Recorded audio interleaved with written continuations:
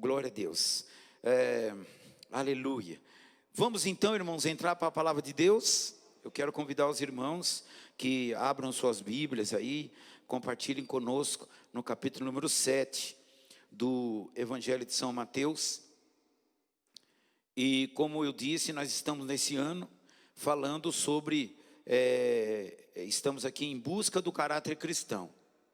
Aleluia, glórias a Deus. Quando nós falamos de caráter, irmãos, nós não queremos em hipótese alguma ofender ninguém, tá? Não queremos ofender ninguém, e nem o próprio Jesus queria ofender, mas é necessário que nós entendamos o nosso caráter, porque tem uma coisa no nosso dia a dia que nós usamos todos os dias e não percebemos que é o melhor caminho, ou a melhor maneira, a melhor forma para nós enxergarmos o nosso caráter. Sabe como é que esse negócio que a gente usa todo dia antes de você sair da sua casa, você usa ele. E todo dia antes de você ir para a cama, você usa ele. É o espelho. É o espelho. O espelho, ele é a melhor reflexão de caráter que nós devemos ter. Porque quando nós olhamos para o espelho, nós olhamos para nós mesmos, amém, glória a Deus. Olhamos para nós mesmos, olhamos para si mesmos. Quando eu olho para mim, eu preciso me enxergar quem eu sou. Tem muitas pessoas, irmãos, nesse mundo, muitas mesmo, que querem ser o que não podem ser, e que dizem que são o que nunca foram. Então isso é um problema gravíssimo de caráter. A falta de caráter, a má conduta da nossa sociedade tem trazido sérios, profundos, sabe, e incisivos problemas. Incisivos mesmo. Eu digo incisivo. Incisivo significa quando é corte profundo. Existem coisas tão desastrosas que chegaram à nossa sociedade que é impossível reverter. Impossível. Existem coisas que são impossíveis mesmo. Aí você diz assim: não, mas para Deus nada é impossível. Mas Ele prefere tirar a pessoa do que inverter o que já foi feito.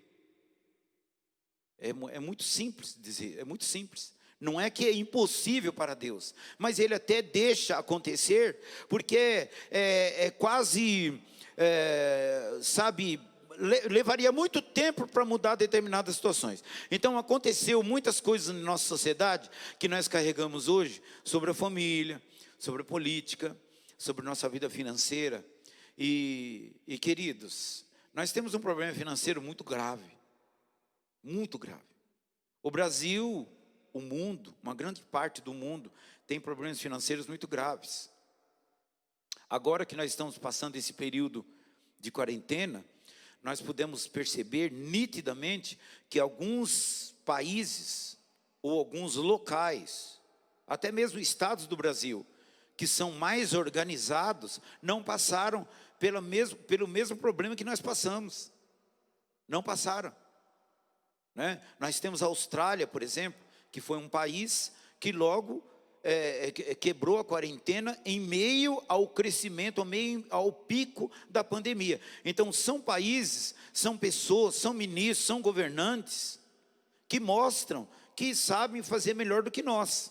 E nós temos um problema financeiro muito sério. Muito sério, muito sério.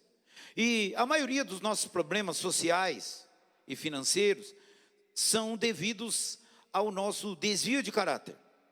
Essa é a verdade. Porque ninguém paga ninguém, todo mundo paga quando quer, do jeito que quer, né? E quase quebraram até a Casas Bahia. Até a Casas Bahia, né? Um instrumento de Deus para abençoar os mais pobres. E os pobres, em vez de aproveitar, né, o canal divino aberto por Deus nas Casas Bahia, quase destruíram a Casas Bahia. Então, teve até lojas que fecharam. Por quê? Porque o desvio de conduta, desvio de caráter. O Silvio Santos se protegeu do desvio de caráter da população e diz assim: mas se você estiver em dia com a sua prestação, você vai rodar o peão, você pode ganhar 1 milhão. Se você estiver em dia com as prestações, você pode fazer parte da programação, da mala do dinheiro, rodar o peão, rodar a roda da fortuna, enfim. Mas qual é a exigência? Estar em dia com as prestações, rigorosamente. O que é rigorosamente? Estar em dia, por exemplo. Estar em dia para nós, que às vezes nós temos um desvio de caráter, significa: a minha conta vence dia 25, mas eu vou pagar dia 26, não tem problema. Com o Silvio Santos não, se você pagar dia 26, você não roda mais o peão. Tem que ser rigorosamente. Até o dia 25, você pode pagar antes, mas tem que pagar no máximo até o dia 25. Então ele conseguiu levantar um império, mas exigindo o caráter, exigindo compromisso. Então nós não somos assim. A nossa sociedade, não vou falar brasileira, mas do mundo inteiro não é assim, por causa de desvio de caráter. Irmãos, o caráter cristão, propriamente dito, que também já adentrou os muros da igreja, atravessaram as paredes do cristianismo, e agora eu falo por mim, sem medo de errar, tá? Eu já sirvo a Deus há 38, 39 anos, e tinha o meu desvio de caráter, sim, sempre tive problema de caráter. Porque eu herdei um caráter paterno, herdei um caráter da minha família, herdei um caráter da minha família.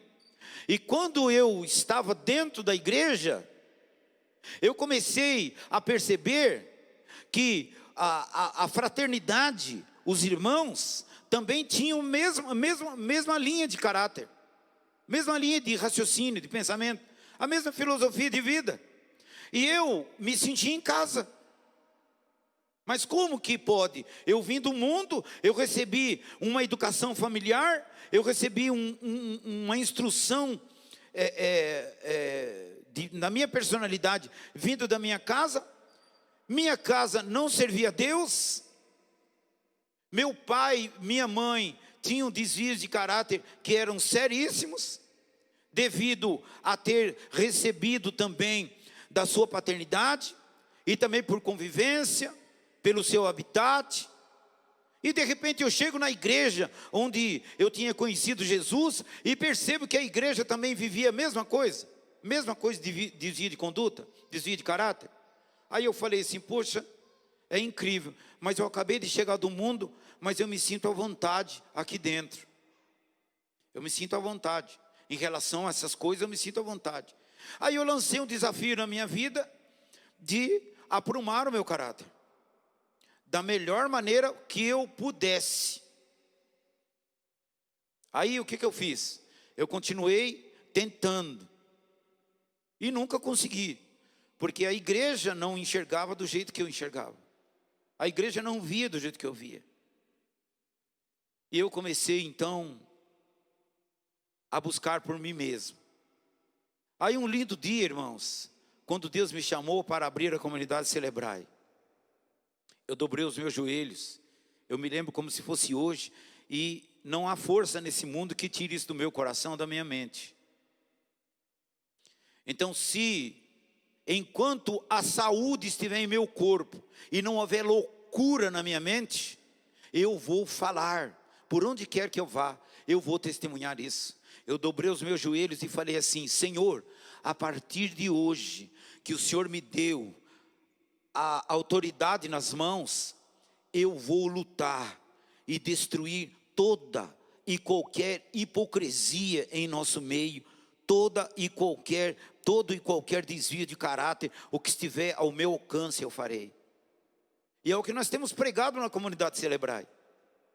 A comunidade Celebrai, ela é uma igreja voltada para o aperfeiçoamento da alma, do espírito. a restauração do homem. O homem está perdido. O homem está jogado no lamaçal do pecado. Não somente, irmãos, eu faço de tudo para que os meus discursos, eles não sejam só espirituais. Ou alguns que estão me assistindo, quem sabe você entenda como religioso. Mas eu quero que os irmãos entendam uma coisa. Não é porque o salário do pecado é a morte, não é por isso. É porque o nosso desvio de caráter, ele mata tudo. Mata a sociedade, mata a nossa parentela, mata nossos sonhos, destrói nossos objetivos. E nós não fazemos nada, não conseguimos edificar nada. Então não é só dentro da igreja, não é só a questão de medo de morrer. Não, a questão é de nós tentarmos criar alguma coisa na nossa sociedade que seja eterno, que dure, que sirva para a próxima geração. É isso que nós precisamos pensar, não somente no resultado espiritual.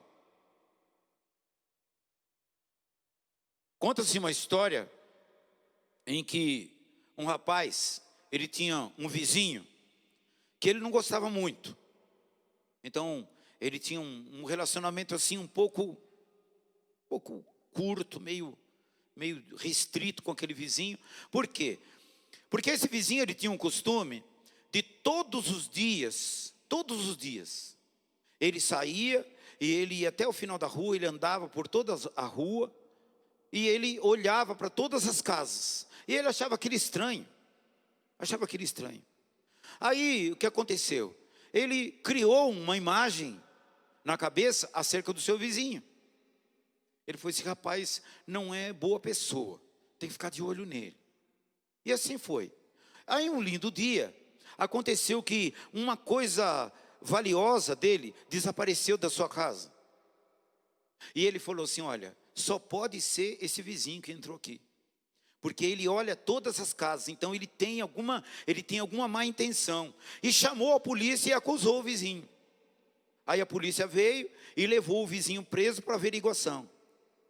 E quando chegou lá, o delegado mandou que prendesse ele, até que ele pudesse ser interrogado, né?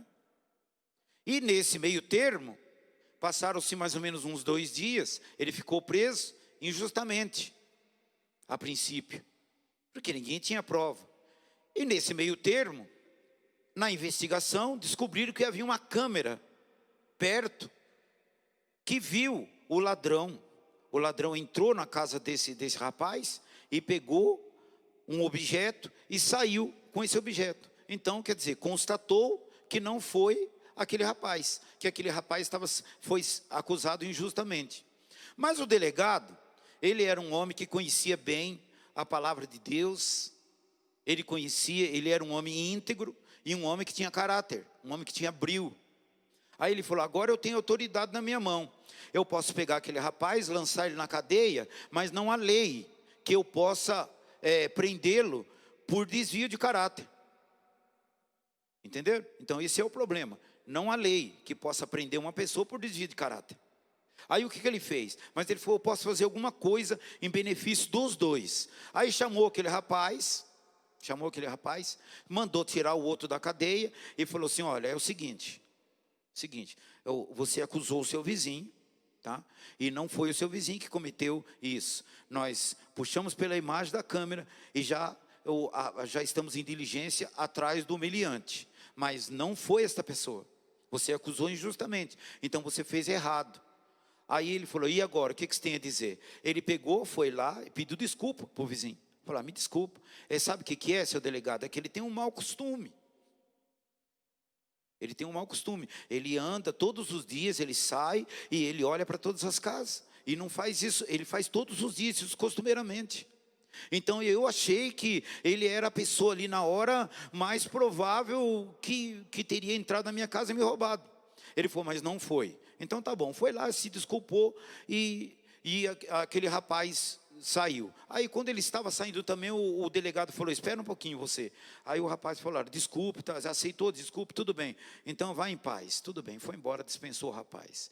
Aí ele pegou e falou: você vai fazer o seguinte, Você vai pegar uma folha de papel e você vai escrever a acusação que você fez. Escreva aí na minha frente a acusação que você fez contra o seu vizinho.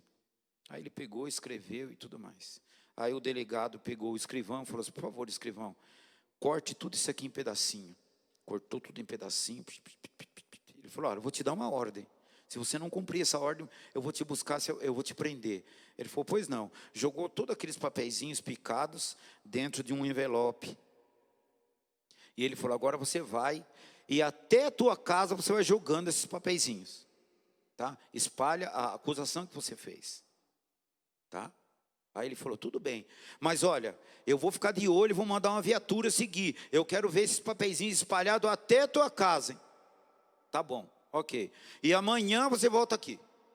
Ok. Ele falou: tudo bem, eu vou obedecer a autoridade para eu não ir preso, né? Eu cometi um erro, então vou ter que pagar. Maravilha. Aí foi no dia seguinte, ele voltou até a delegacia. Aí o delegado falou assim: você percebe o erro que você fez? Acusando as pessoas injustamente?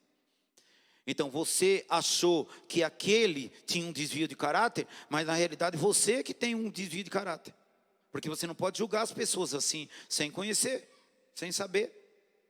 Aí ele falou: mas eu já pedi desculpa, seu delegado. Eu falei: não, tudo bem, eu também te desculpo. Só que eu vou fazer o seguinte: você volta agora e pega todos os pedacinhos que você jogou na calçada e amanhã você me traga. Todos. Eu vou juntar eles e quero ver se forma a palavra. Se não formar a palavra, você vai preso.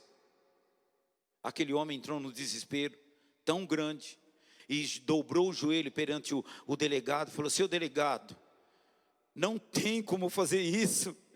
Não tem, porque o vento bateu, porque aconteceu muitas coisas, muitas pessoas passaram por cima e colou nos pés, no sapato das pessoas, então eu não posso fazer isso. Aí o delegado chegou e falou assim: olha, então você nunca mais faça isso, porque a acusação que você fez com ele grudou na vida de outras pessoas.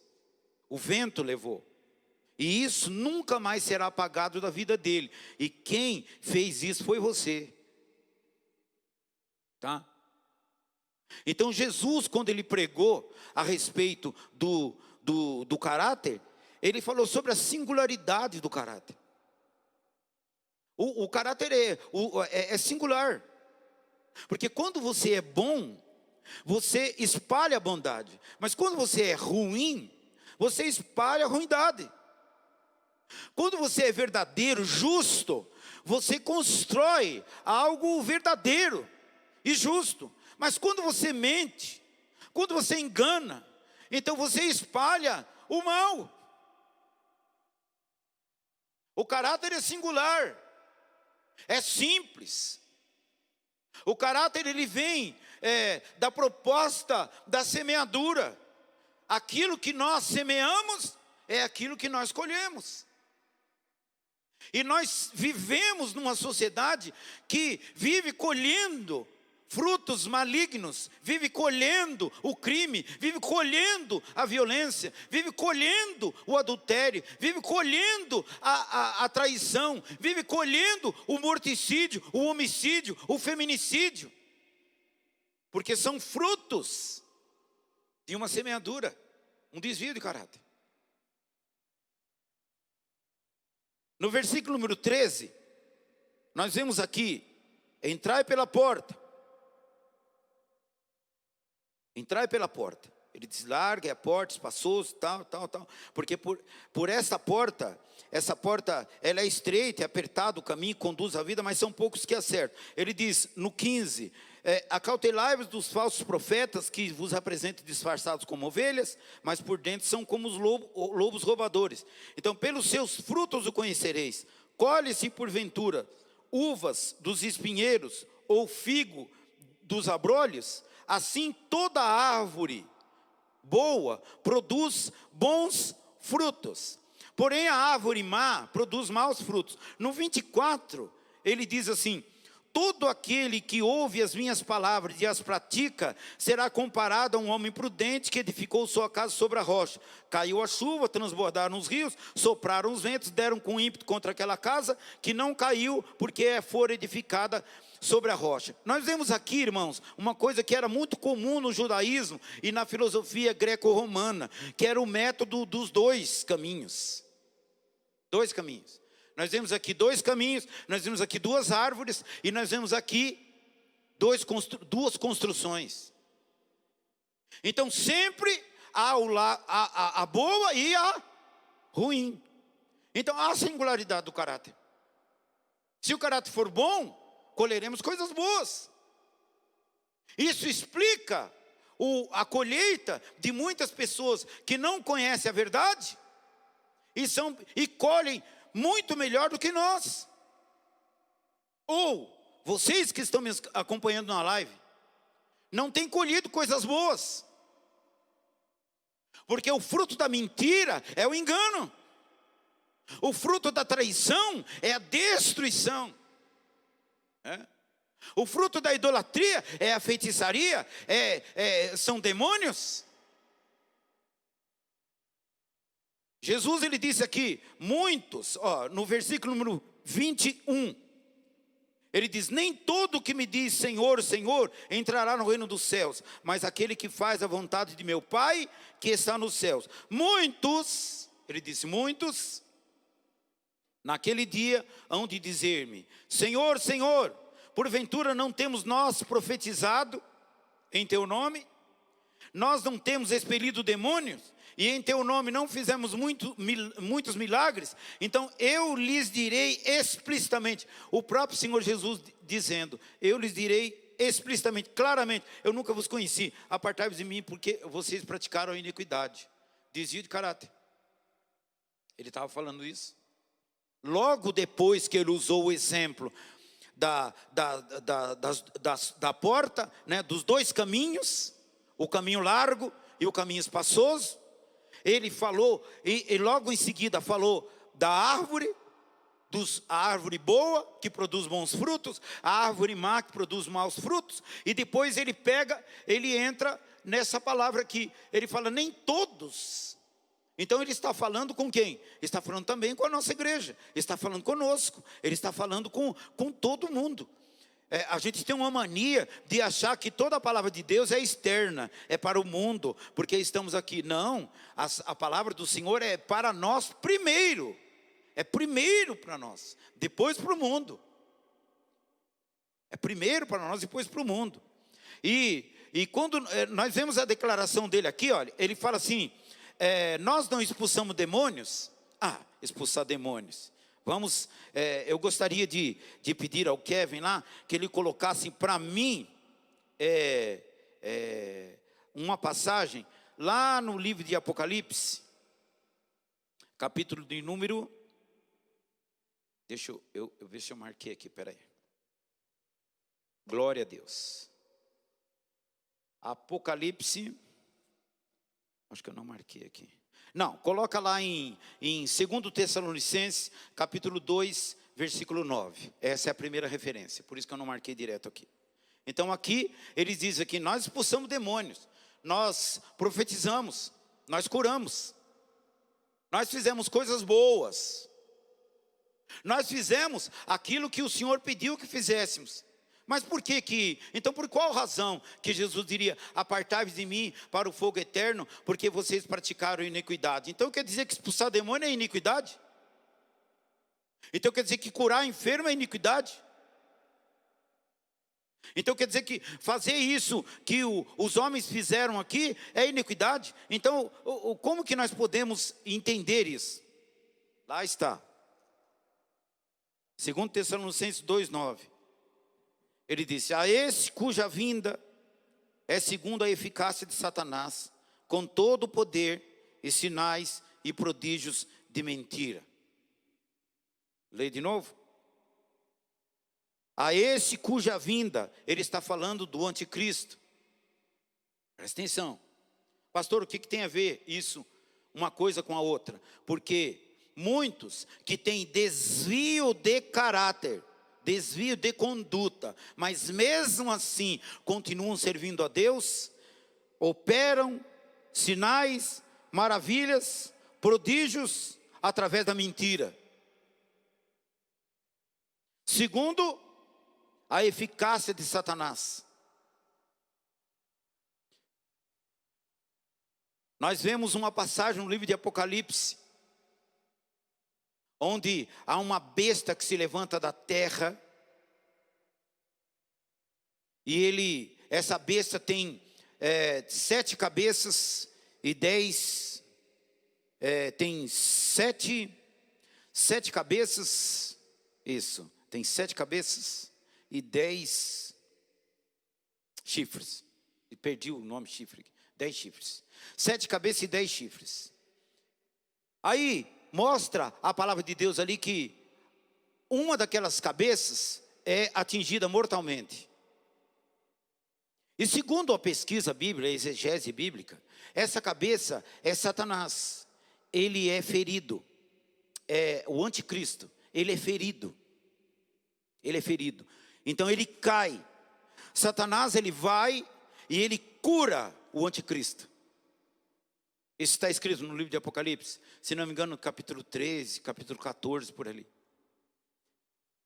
E quando ele é ferido, Satanás, ele usa cadê? 2:9. Pode deixar o 2:9 aí, por favor. Isso. Aí o que acontece? Quando ele é ferido, Satanás, ele usa a sua eficácia, e com todo o poder, ele vai e ele cura o anticristo. Ele cura o anticristo.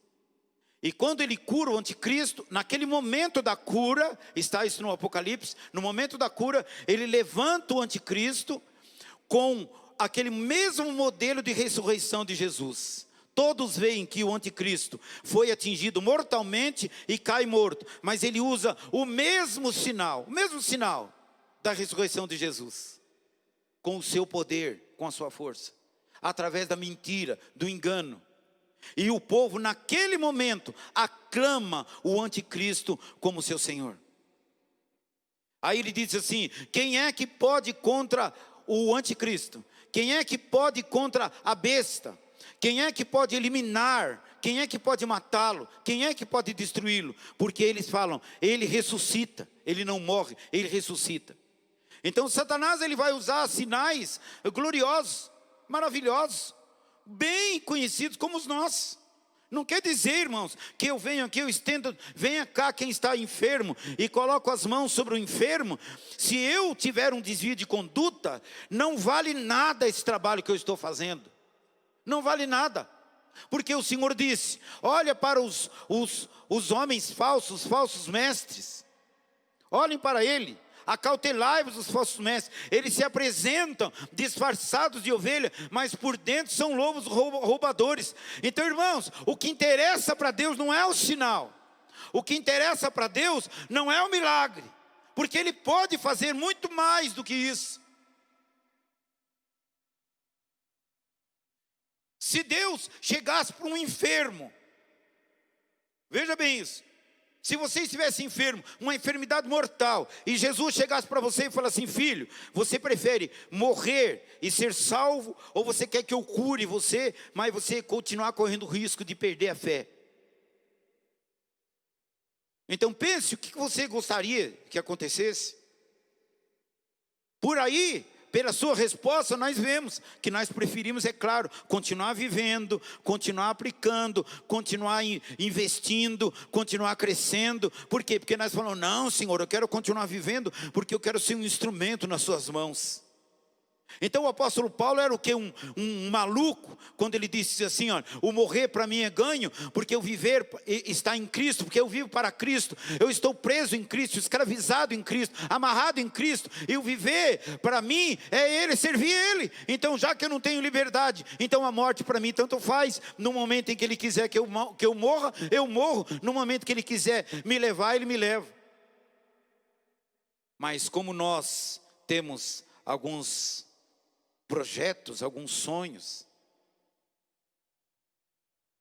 Às vezes quando nós trazemos uma mensagem desafiadora para as pessoas falam assim, é verdade, eu preciso mudar a minha vida, eu preciso de algo novo, eu preciso de uma vida melhor, mas nunca muda. Nunca muda, nunca muda. Havia um pastor que ele estava, comandando uma igreja, e de repente ele conheceu uma moça dentro da igreja, uma mulher casada, e começou, sabe, a ter um pequeno flerte com aquela irmã, debaixo do nariz do marido dela e debaixo da esposa dele. E aquele homem caiu em adultério e foi e confessou para o pastor. O pastor falou assim: ó, irmão, eu não posso fazer nada. Eu vou ter que tirar você da direção. É isso que costumeiramente a gente faz. Você não vai dirigir mais a igreja, vou pôr outro no teu lugar. E você vai ficar aí na cadeira aí, fica um tempo aí até que a poeira baixe, até que tudo isso passe. Maravilha. A mulher perdoou, demorou um tempo, foi dolorido, houve uma reconciliação. Aí o pastor foi lá, conversou, não deixou o casamento acabar, por causa da família. Tudo bem, voltou tudo ao normal, maravilha. E ele foi ficando na igreja. Passaram-se um ano. E depois de um ano, o pastor chegou para ele e falou assim: olha, pastor, já era, né? A família está firme. Ah, graças a Deus, pastor, louvado seja o nome do Senhor Jesus. Aleluia. Ah, então tá bom. Então nós vamos fazer o seguinte: já que o senhor é pastor do ministério, o senhor vai voltar a dirigir uma igreja. Oh, glória a Deus, aleluia, aleluia. Glória a Jesus. Não passou pouco tempo, irmãos, ele caiu de novo.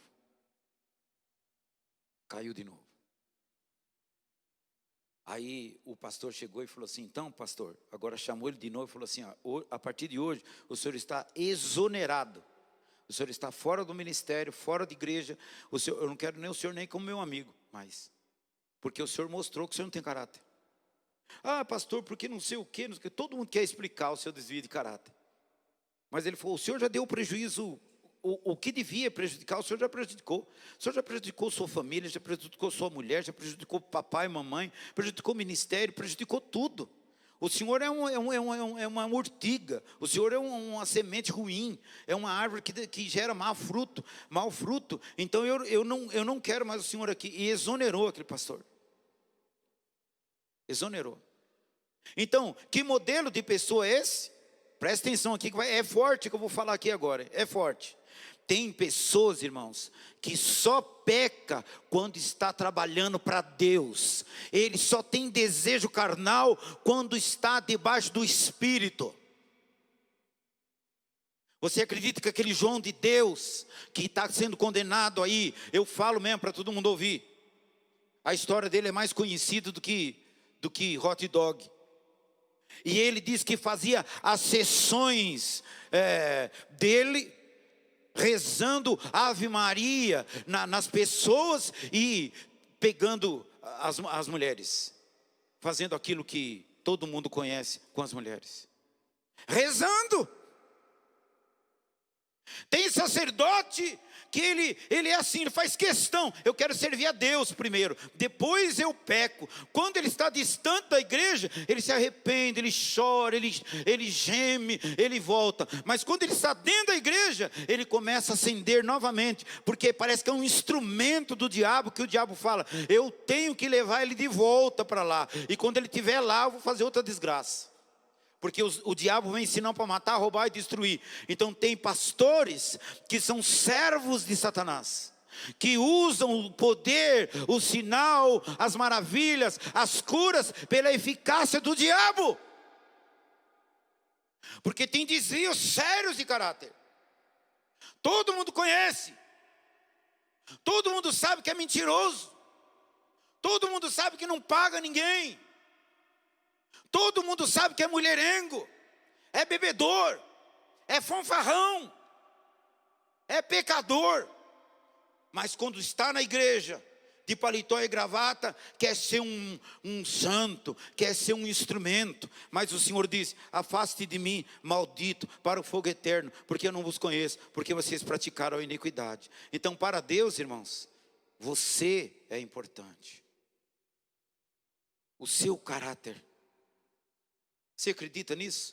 Eu aprendi com Deus, Luiz, que se você tiver um bom caráter, você já tem o dom de cura. Você já tem o dom de libertação. Quando você tem um bom caráter, você já tem o dom da reconciliação. Quando abre a boca, Deus te usa. Agora, quando você é um mau caráter, quando você tem um desvio de caráter, Deus não te usa. Deus não usa ninguém.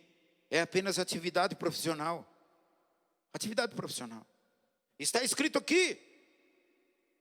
E os homens estão morrendo, sendo destruídos. As declarações de Jesus acerca do caráter declara que assim como nós, os falsos profetas também são conhecidos por suas obras. São obras. Vocês estão vendo que Jesus, ele não disse: vocês serão conhecidos pelos sinais, vocês serão conhecidos pelos milagres. Ele não disse isso. Ele disse que nós seríamos conhecidos pelas obras, pelo bom caráter. Aqui ele diz no versículo 22, né? 22 e 23, não é isso? Sim, que nós acabamos de ler. Então, em teu nome fizemos milagre. Então, não conheço vocês. Sai fora daqui. Eles jamais o conheceram. E vimos que isso é possível lá em São João, quando nós lemos: o poder do anticristo é dado por Satanás. E o poder desses obreiros também são dados por Satanás. Irmãos, é incrível. Nós temos um problema na nossa sociedade, que o camarada mais mentiroso e mal pagador que seja, ainda continua comprando fiado. Eu não sei como, parece que é um demônio nas pessoas que sabe que o camarada não paga nada para ninguém e mesmo assim vende. É incrível. Então é isso que chama eficácia de Satanás. Satanás, ele mostra para a sociedade, e parece que ele faz com que as pessoas não enxerguem isso muito bem. E o diabo vai enganando e enganando cada vez mais. Satanás restaura o anticristo à vida de forma miraculosa. E é assim que ele faz com muitas pessoas. É incrível.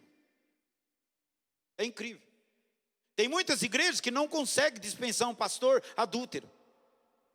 Não consegue. Não consegue tirar líderes daqui que estão fornicando e estão usando drogas. Não consegue. Não conseguem tirar do meio da igreja ou ensinar pessoas que vivem emoções carnais, entre homossexualismo e outras coisas mais. Não conseguem. Não conseguem ensinar jovens a ter vida pura, vida santa, vida consagrada. Não conseguem. Porque nós temos dois modelos, irmãos, na Bíblia. Dois modelos de pregadores. O pregador do confronto, Elias e João Batista. E o pregador do amor, Jesus. Pregador da graça. Mas as duas coisas funcionam. Porque Jesus exaltou João Batista e disse: aquele nascido de mulher, não há nenhum maior do que ele. Nenhum maior. Ele foi grande, mas as palavras de João Batista eram palavras duras. E sabe qual foi a proposta de João Batista para o reino de Herodes? Por isso que ele foi morto, porque ele acusou o adultério na família de Herodes, porque ele acusava o pecado entre os filhos, primos, sobrinhos, tios de Herodes e de todo o reino, e de todo o poder romano que imperava sobre Jerusalém e sobre aquelas províncias. Desvio de caráter. Ele fala: você pensa que eu não sei? Pensa que eu não sei? Que você sai às noites por dentro do teu palácio e pensa que Deus não me mostra o que você anda fazendo? Então tem esse modelo de profeta. Agora tem o profeta do amor. Jesus falou assim: não adulterarás. Não diz que foi dito a lei? Não adulterem. Não pequem. Tá? Não caiam. Não pequem mais. Parem de pecar. Porque o Pai está de olho em vocês. Então o amor do Pai é o que vocês precisam. Então Jesus era o pregador do amor. Glória a Deus. Então aí nós temos um velho chavão conhecido, né, José? Que diz: quem não vai pelo amor, vai pela dor. Então existe essa palavra dolorida, essa palavra que vai direto no âmago, na alma, mas existe o amor de Deus. O amor de Deus, ele entra como? Depois da palavra dura, entra o amor de Deus. Eis-me aqui, você está arrependido? Então eu te recebo. É aí que o amor entra. Glória a Deus. Por isso é importante, irmãos, o fruto, sabe? Por isso é importante o fruto. Ninguém, nem mesmo o diabo, nem mesmo Satanás pode negar o bom fruto, o bom caráter. Ele não pode, ele não tem força para isso. Ele pode tentar te persuadir, mas quando você vence, ele não tem força. Você viu o que aconteceu com Jó? Um homem de bom caráter, um homem temente a Deus, um homem que venceu Satanás, não foi pelo espírito, foi pelo seu caráter. Seu caráter, aleluia. Satanás agora ele torce o rabinho. Quando eu falo pelo meu bom fruto, pelo meu bom caráter, eu te venço. Você não tem poder sobre mim. Quando Jesus, ele falou sobre a importância do fruto, o que ele queria dizer, irmãos? Ele queria expressar o seu próprio caráter a partir do momento em que o homem reconhece ele como Senhor em sua vida. Se todos nós aqui que nós recebemos Jesus, então eu quero crer que nós mudamos o nosso caráter, que nós mudamos a nossa conduta, que nós mudamos o nosso pensamento. A gente não pode mais servir a dois senhores, amém ou não? Amém ou não? Glória a Deus. Você que está me acompanhando na live, eu espero que também você tenha feito isso. Porque ninguém consegue, irmão, servir a Deus e continuar mentindo, e continuar roubando, e continuar enganando, e continuar fazendo falcatrua. Ninguém consegue. Ninguém consegue aceitar Jesus e continuar na bebedeira, continuar no vício da droga, do cigarro ou do tóxico, seja ele qual for. Então, a primeira intenção de Jesus era essa, mostrar o próprio caráter dele. Então fala, eu aceitei Jesus como meu Salvador. A partir daquele momento, ele passa a gerar um fruto bom e novos frutos. Quando ele sai para a sociedade vai dizer, Zé, que mudança na sua vida. Maria, como você está diferente. Então nós estamos glorificando a Jesus, porque o caráter de Jesus está sendo expresso em nós. Então essa é a primeira coisa. A segunda, ela é expressar, irmãos, confirmar. Coloca aqui para mim, João 15:8, por favor. Jesus, ele queria confirmar que nós somos discípulos verdadeiros dele. Nisto é glorificado meu Pai, ele disse. Nisto. Sinais? Não. Milagres? Não. Louvor? Não. Atividade missionária? Não. O que ele diz? Quando o Pai é glorificado, que deis muito fruto. E assim sereis meus discípulos. A intenção de Jesus era declarar, irmãos, declarar que nós, igreja do Senhor, você, eu, nós, que somos tão rechaçados pela sociedade, somos tidos como mentirosos, somos tidos como uma elite enganosa, somos tidos como pessoas indoutas, que não temos inteligência. Muito embora a Bíblia diz que grandes coisas o Senhor revelou a nós pequeninos e ocultou a eles, mas eles olham para a nossa cara e falam, quem é você, rapaz, você está falando sobre isso? Quem é você? Ele falou, vocês não são nada, vocês são escória do mundo, rechaçado, pisado, perseguido, injustiçado. Tá? Mas Jesus disse, eu vou trazer uma proposta para vocês, que quando eles olharem para vocês, vai ser inegável que vocês são meus discípulos. É o fruto. É o fruto, aleluia. É o fruto. Quando você sair daqui hoje e começar e tiver alguma coisa, alguma prática meio estranha, mude já, porque a partir daquele momento você vai lembrar dessas palavras que eu estou te falando aqui, ó.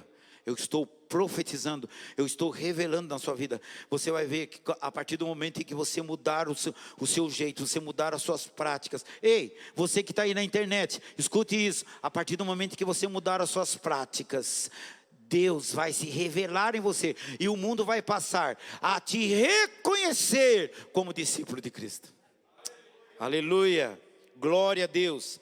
Jesus também, ele queria abençoar outras pessoas, quando vissem que nós temos uma vida diferente. Tem pessoas que quando olham a nossa mudança, eles falam assim: nossa, eu quero também. Onde é a sua igreja? Rapaz, você é tão amável, você é tão bom. Eu fui num determinado lugar aqui, irmãos, e quando eu me deparei com uma pessoa lá, eles viram assim: oh, rapaz, você que é o Vanderlei? Sou eu. Ele falou assim: prazer em conhecê-lo. Eu me senti como se fosse uma entidade, sabe? Uma pessoa importante. Para mim é surpresa, nem sabia que ia receber essa homenagem. Uma singela homenagem, uma homenagem profunda. Pegou na minha mão e falou assim: muito obrigado. Muito obrigado mesmo. Dá um abraço aqui. Peguei, dei um abraço. Aí eu falei assim: rapaz, muito obrigado pelo que você fez pelo meu filho. Eu falei: o quê? Ele falou: muito obrigado que você fez pelo meu filho. Porque o meu filho congrega lá na tua igreja, e o meu filho mudou de vida. O meu filho é outra pessoa, a partir do momento em que ele pisou lá. A primeira vez que o meu filho chegou aqui, eu quase não reconheci o meu filho. Sabe quem foi? O pai do nosso irmão Ivan. Glória a Deus por isso. Eu fiquei muito orgulhoso, irmão. Mas sabe que é um orgulho bom, viu, Luiz? Então eu já desviei, falei: já desviei o corpo, falei: toda a glória é para o Senhor. Mas eu não fiz nada, Mas eu não sei o que o Ivan viu em mim, que gerou frutos na vida do Ivan, na vida da Tassi, que impressionou os pais deles.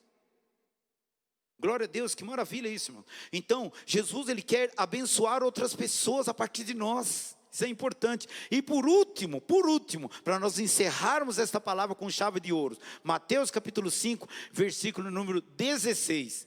Eu quero que você, aleluia, medite nesse versículo. Capítulo 5 de São Mateus, versículo número 16. Vocês talvez não estejam vendo aí. Será que estão vendo lá? Estão vendo, amém. Então vocês estão percebendo. Olha que versículo lindo para nós encerrarmos hoje. Aleluia. E termos uma semana maravilhosa. E saímos daqui, irmãos, partindo daqui para um renovo, para uma restauração, para um momento de reconciliação. Eu estou falando isso profeticamente, porque você que está com o relacionamento cortado, você que está com o relacionamento quebrado, vai haver reconciliação a partir do momento em que você mudar a sua postura. Aleluia. Glória a Deus. Assim resplandeça a vossa luz diante dos homens. Muitas pessoas têm problemas com isso, porque perderam a luz, não brilham mais, as pessoas não confiam mais, parentes não ajudam mais, o pai abandonou, a mãe abandonou, os irmãos abandonaram. O negócio está feio, Ele diz: assim resplandeça a vossa luz diante dos homens, para que vejam as vossas boas obras, e através dela glorifiquem a Deus, ao Pai que está no céu. Irmãos, sabe qual é a única intenção de Jesus? Ela glorificar o nome do Pai. E você sabe que o único legado que Ele deixou para nós foi nós continuarmos glorificando o nome do Pai através dele. Sabia disso? Ele nunca abriu mão, irmãos. O incentivo, todo o propósito de Deus, de Jesus propriamente, era glorificar a Deus, o Pai. Aleluia. Ele tem muito orgulho de ser filho de Deus. Ele tinha muito orgulho do Pai. E ele falou: quem vê a mim, vê o Pai. O Pai é igual a mim. Glória a Deus. Então, através de Jesus, não precisamos temer a Deus. Ele é igualzinho a Jesus. Então nós conhecemos Jesus por aqui. E através das nossas obras, o Espírito de Deus, Ele nos revela Jesus e nos revela Deus. Porque nós estamos conseguindo, a partir desse momento em que nós tivermos bons frutos, nós vamos glorificar o nome de Deus. E é isso que Ele quer, irmãos. Ele está conosco, junto e misturado. Aleluia. Se entregarmos a nossa vida nas mãos de Deus, o Espírito Santo produzirá em nós uma vida abundante. Amém? Que Deus abençoe vocês. Deus abençoe vocês que nos acompanharam aqui na internet. E nós estamos encerrando agora o nosso culto. Um beijo no coração de todos, em nome de Jesus. Aleluia. Vamos ficar em pé, queridos? Vamos ficar em pé. Aleluia. Continuem firmes. Não abram mão. Eu acredito, irmãos, eu estou sentindo aqui, de forma viva, cristalina, de que os irmãos percebem que aqui é o lugar mais seguro que tem, não é? É, irmãos, diga, é ou não é? É ou não é, igreja? Amém. Exatamente, não fica com medo de dizer, não, irmãos. Eu sei que todo o terror, todo o medo vai cair por terra em nome de Jesus. Não tenha medo, querido, não tenha medo mesmo. Nós não saímos por aí ameaçando ninguém, não. E também não quebramos regras. Mas nós estamos debaixo da proteção de Deus. Ei, espera aí, só que tem um detalhe. O Senhor disse, se eu espalhar o mal sobre a terra, se eu espalhar o mal sobre a terra, e o meu povo se humilhar e orar, e se converter dos seus maus caminhos, se arrepender dos seus maus pecados, e buscar a minha face, então eu ouvirei a sua oração, virei sobre eles e sararei a sua terra. Creia nisso, queridos, creia nisso, em nome de Jesus. Então o mal está espalhado, tá? Mas a oração pode mudar a nossa sentença. Que Deus te abençoe em nome de Jesus. Vamos agradecer a Deus e aproveite agora e peça: Senhor, me dê uma semana maravilhosa. Senhor, obrigado por essa palavra. Ore agora, Senhor, junto comigo, 5 minutinhos. Senhor Deus e nosso amado Pai, eu te louvo, Senhor Deus, por essa noite maravilhosa. Eu sei, Pai querido, que não são os nossos louvores, não são a nossa adoração, que são os motivos, Pai querido, pelo Senhor nos abençoar, pelo Senhor nos dar livramento. Não são esses. Nós não temos motivo nenhum, mas nós sabemos, Pai, que apenas a Tua graça, a Tua misericórdia, a Tua fidelidade, Senhor, a fidelidade da Tua palavra verdadeira, é o único apoio que nós temos. Essa verdade, Senhor Deus, que não abrimos mão. Que o Senhor continue guardando o Teu povo, que o Senhor continue resplandecendo a Sua glória sobre o Teu povo, a luz do Seu rosto, Pai, irradie sobre o Seu povo, de forma que o Seu povo encontre paz. É o que eu lhe peço e te agradeço em nome do Teu Filho amado, o Senhor e Salvador Jesus Cristo. Amém. E graças a Deus. Queridos, estenda tuas mãos assim para mim, por favor. Estenda tuas mãos, feche os teus olhos, me ajude na minha fé. E eu vou te pedir que você repita comigo: Senhor Deus, em nome do Senhor Jesus, eu quero entregar nas tuas mãos a nossa irmã Beth, o seu esposo. E eu quero lhe pedir que o Senhor os cure, livre do mal e livre-os da morte, em o nome do Senhor Jesus. Obrigado, Pai. Amém. Graças a Deus.